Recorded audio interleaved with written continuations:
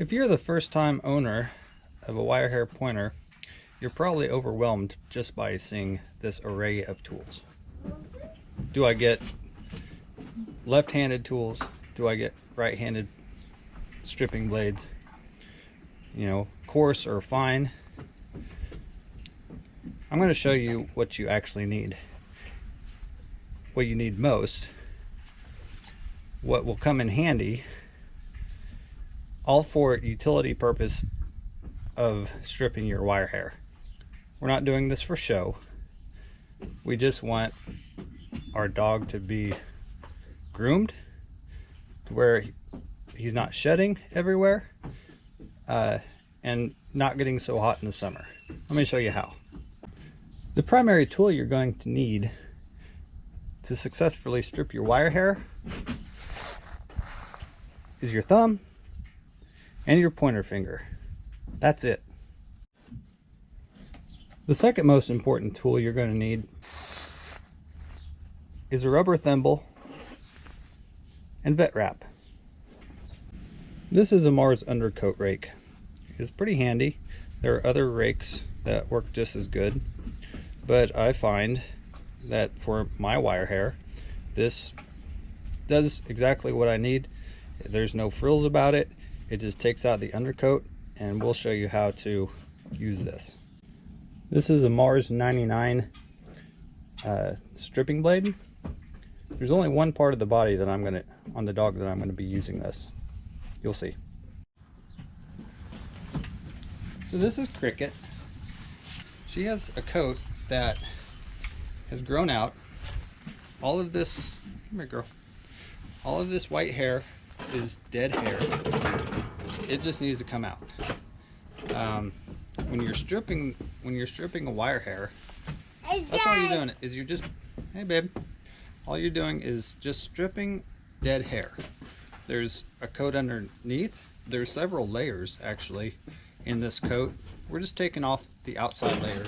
This outside layer will come off really easy. Just a little pull. Let's get started. Normally, I don't even use this table. I find that Cricket is more comfortable when we're just sitting on steps. So even investing in one of these tables isn't exactly necessary. And we're going to start with the undercoat. We're going to get around her neck. We're going to go down her body and just get that loose stuff in her undercoat removed. So this is the Mars undercoat rake. I'm just going to start up the top.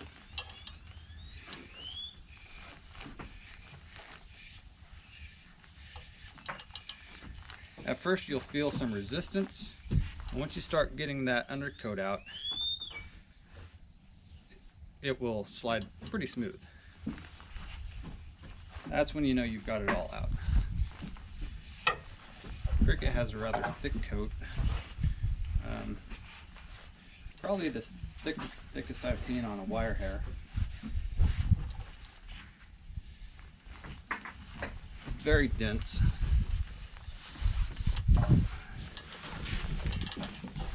And so she stays pretty warm in the winter. In the summer, she really gets to panning if this stuff gets out of control.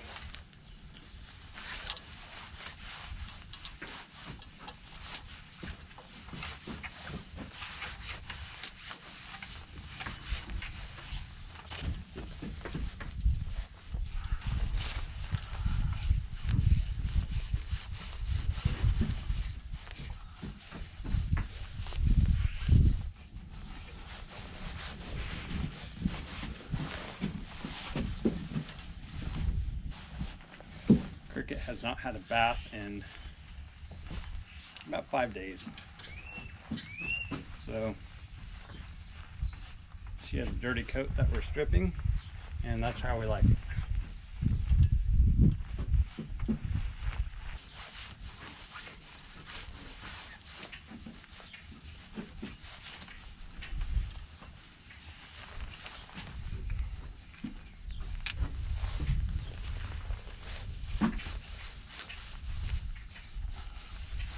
Okay, now we're going to put to good use our thimble and our vet wrap.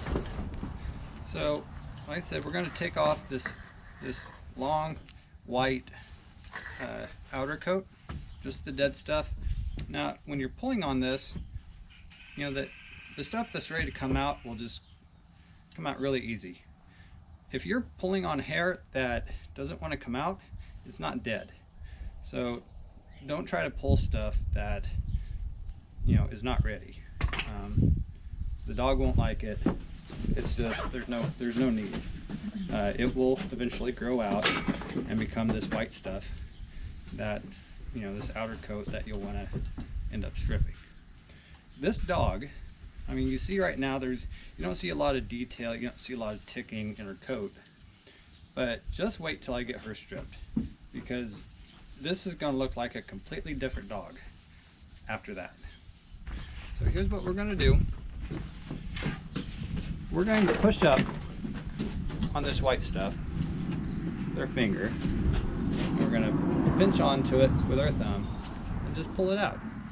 It all comes out so easy. See that?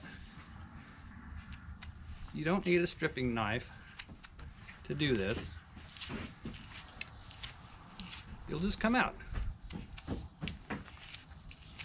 And we're just going to go over her body, pulling it out, sloughing it off.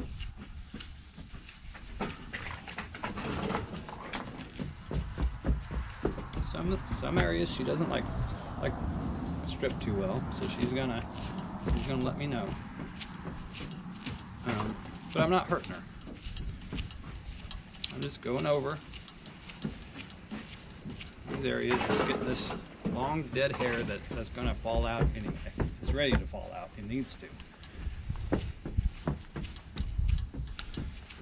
It's starting to get warmer outside,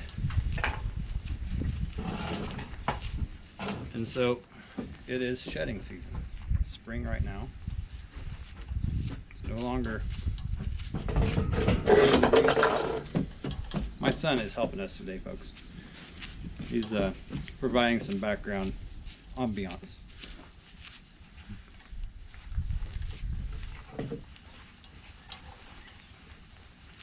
Now this is going to take a little while.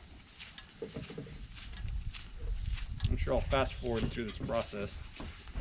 There's really not much of anything different that we're going to be doing through this process. Here, stand up. Stand up. I'll slow it down through some areas I want to address. But for right now, I'm just going to keep pulling. That's all we got to do.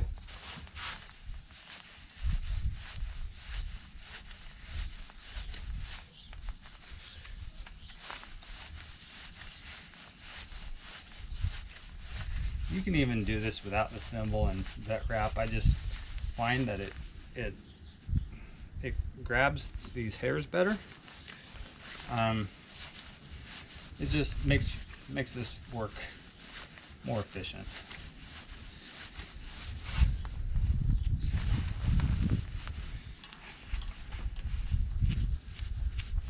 You can already see her ticking starting to show.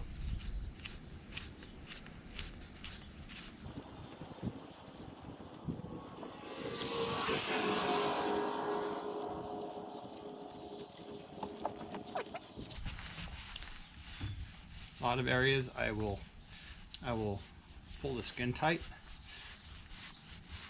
That helps.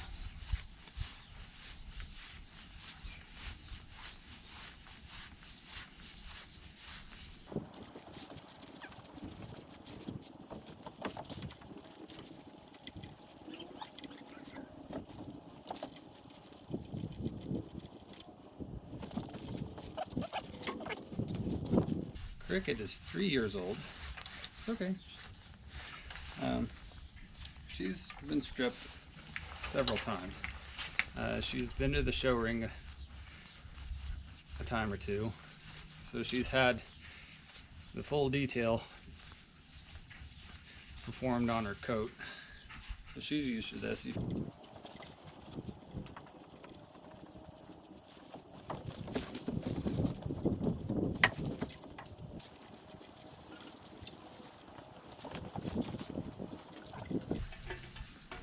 Now, one thing you want to make sure to do is pull with the grain. I mean, this hair has a direction. Don't pull it out sideways. Find out which way the hair is laying and just pull straight in that direction. That way you're not ripping hair out sideways. The dog doesn't like that. It just makes for a much more pleasant experience for you and the dog. Hair comes out easier.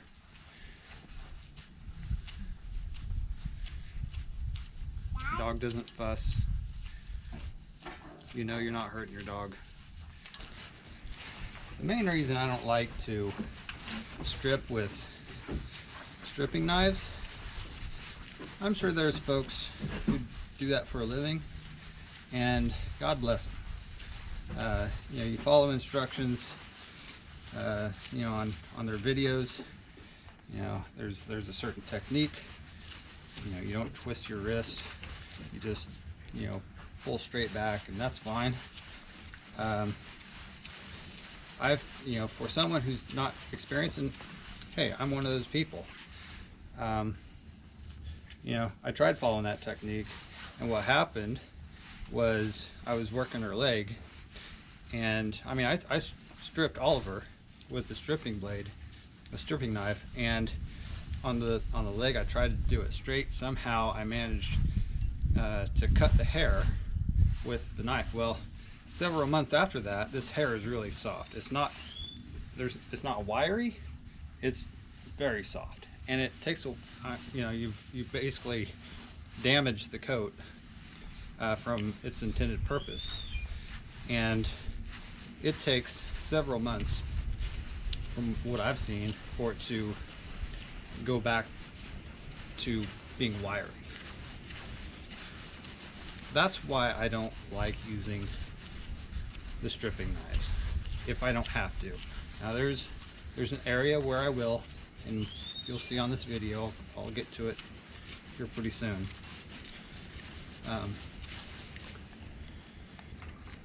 There's some areas where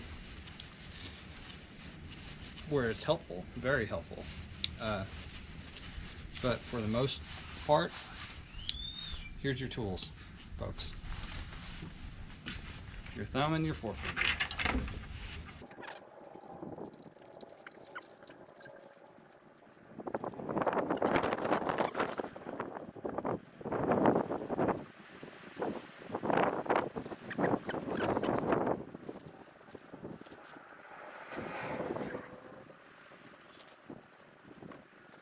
Right here is not her favorite area to be stripped. It's a little sensitive. Gotta be careful. Keep the hair tight. Keep the skin tight.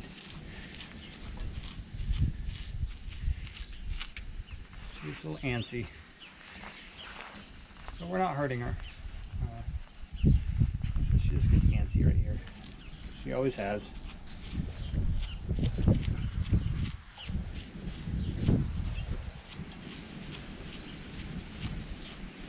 Just want to strip some here and then move on to a different spot.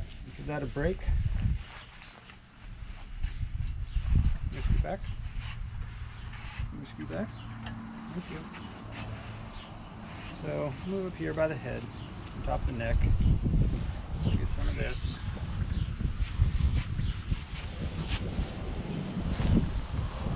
Pull the skin tight. Now here, just don't choke her. You don't want to do that. Well, go back here, work a little bit. Some of this stuff.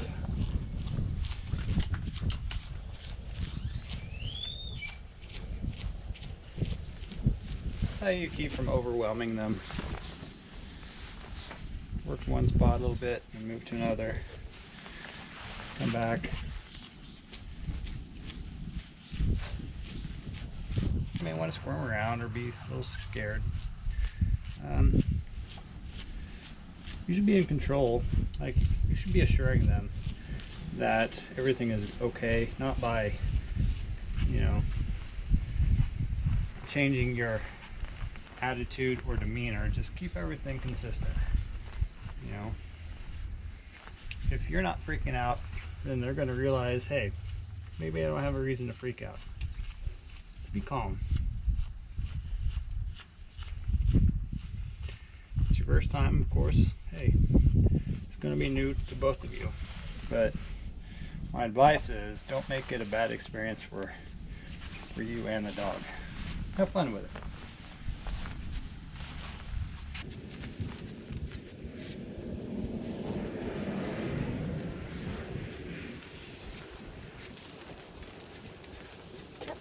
I'm going to use this tool for her tail.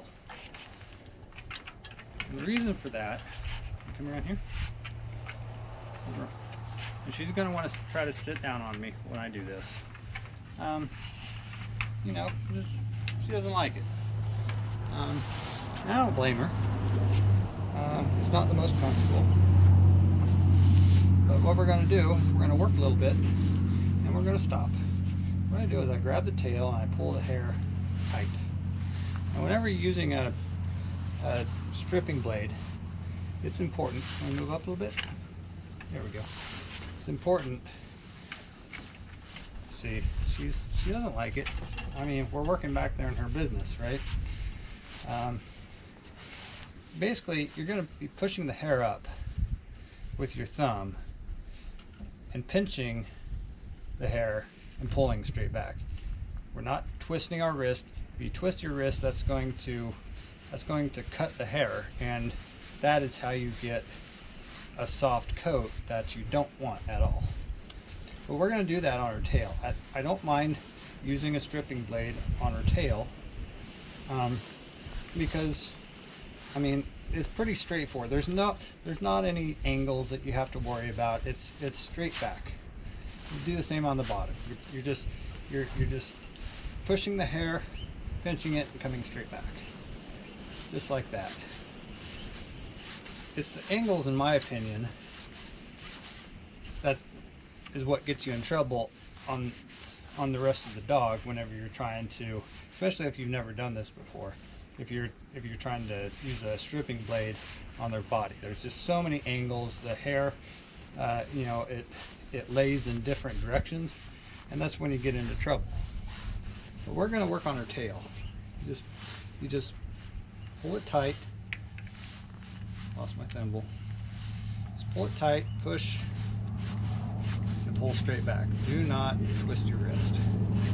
And this isn't gonna take a long time. Tail is like one of the easiest things if you're using a stripping blade. It's one of the hardest things if you're just using your fingers. And that's why I use the blade for this. It's like one of the only areas that I will use a blade.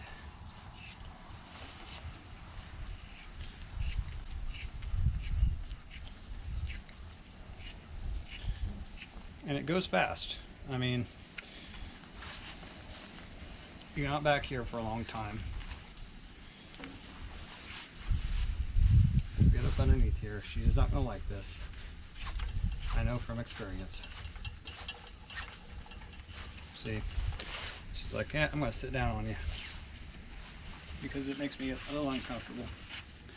Second. Go to the other side.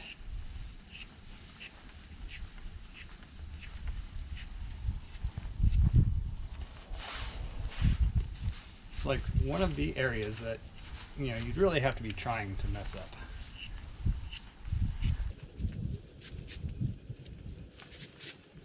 There's not a high likelihood that you're going to cut the hair.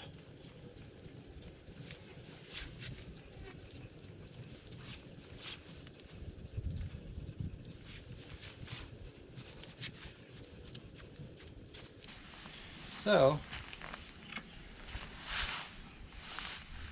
on the face, the areas we want to address is just above this orbital lobe. It's called the orbital roof. From there back, we'll get a little bit here in between, but not much. We'll want to go from the corner of the eye down to the corner of the mouth, the corner of the cheek, actually straight down. Everything from there back. We don't, of course, mess with the beard. And let me show you how you do it, or at least how I do it. So the hair on the head is pretty fine. You can use a stripping knife. It's really not wiry. So, I mean, if you were to cut it, it's like you're not gonna notice a huge difference up here. Some dogs are different. Some dogs have, you know, a different type of coat up here. But for a cricket, it's, you know, relatively soft and short. But I try to maintain one method as much as I can.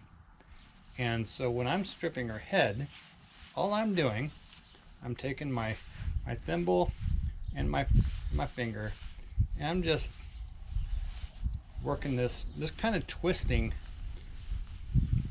the hair between my fingers. And that's going to pull the loose stuff out. Just like that. See how it's all coming out?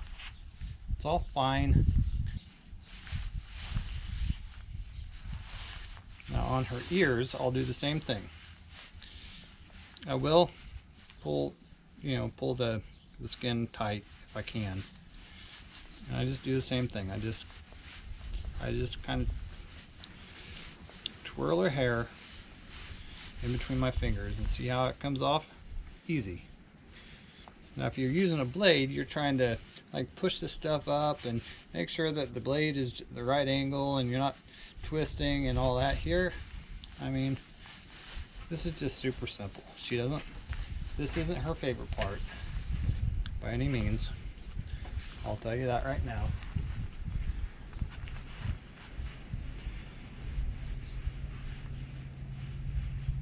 But she's relaxed. She's like, oh, this again. We've got to do this again.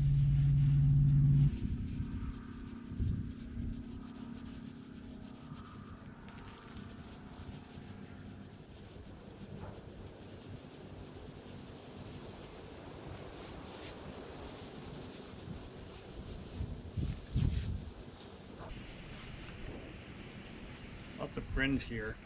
If you're rolling this, it'll come out really easy.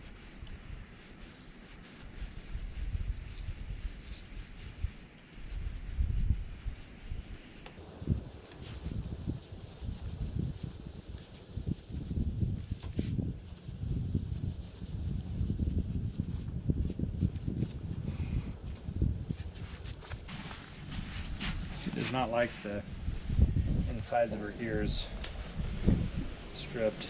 I don't think any dog does. You know, it's sensitive hair, but it's hair that we need to maintain. We want their ears to be able to breathe.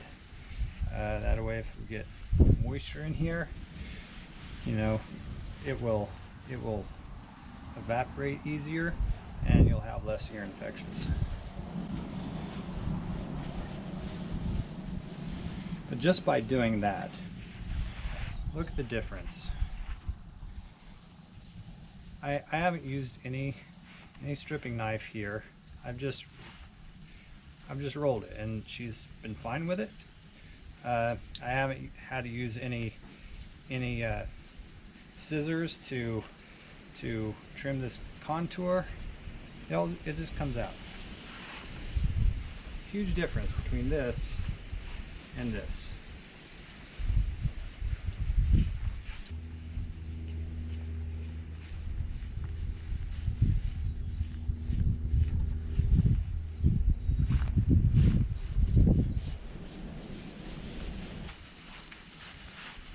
There's some more furnishings that I'm going to thin out. I don't mind her having furnishings, but I try to keep them relatively light,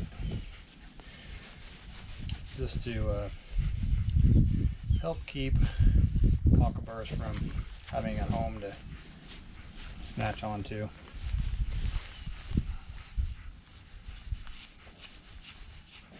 She's not a show dog anymore. She just lives on the farm, and so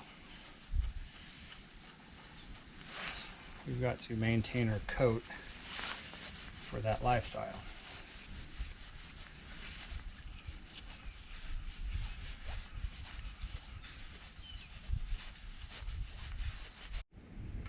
Oop.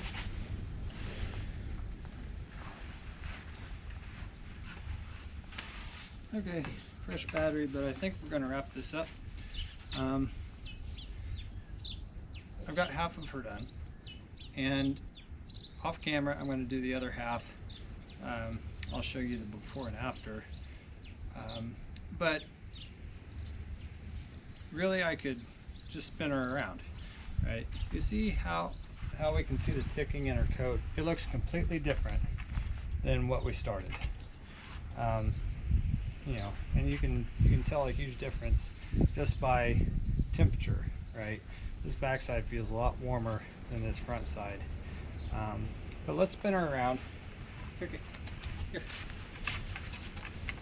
This is what she started out as looking, right?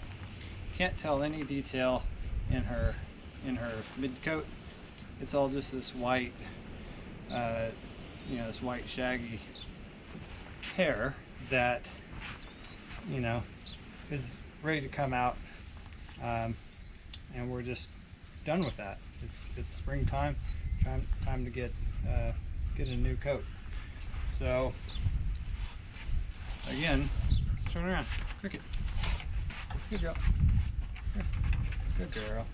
This is what we wind up with: a nice, beautiful, smooth coat.